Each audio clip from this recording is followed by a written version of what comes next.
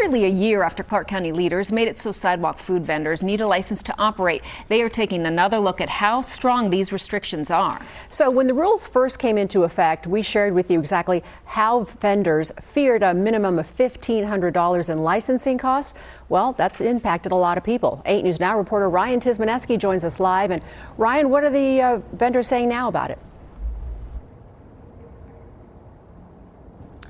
Yeah, Kirsten, Denise, I've got a list of people who went ahead and got their license since the new law. And if I zoom in on it right here, you'll see a big old number 5. Right now, there are 5 sidewalk vendors that are able to sell their food legally in Clark County. I spoke with a man who's getting his hot dog stand ready to go, and he tells me it's a bit of a challenge, and some Clark County leaders agree.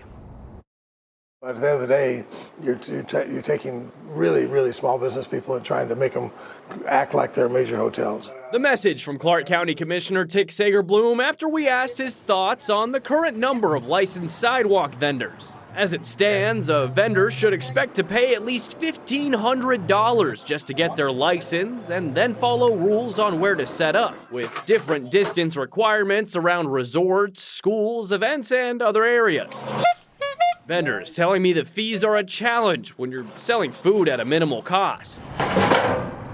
Jesse Fink is in the process of opening his food stand called the Hot Dog Stand. I always kind of joked around about selling hot dogs, but one time I was at an event with my kids and there was a couple of food trucks there, and the food was really good, but it was kind of expensive and it took a long time for them to make it. And I just thought, like, where's a hot dog stand when you need it?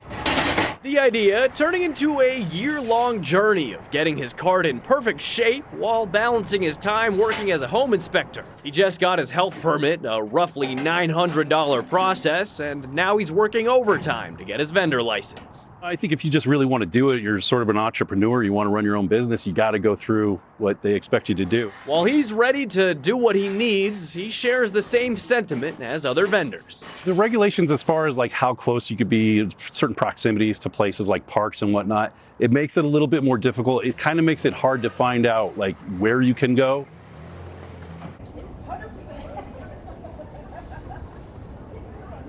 Vendors telling me another challenging part of the law is the fees. Commissioner Sager-Bloom telling me he's also hopeful that he and other leaders can make the process a bit easier, as well as get rid of some of the unintended consequences of the law. Reporting live outside the Clark County Government Center, Ryan Tismaneski, 8 News Now. Now, Commissioner Sager-Bloom is trying to create a fund that could help pay for sidewalk licensing fees.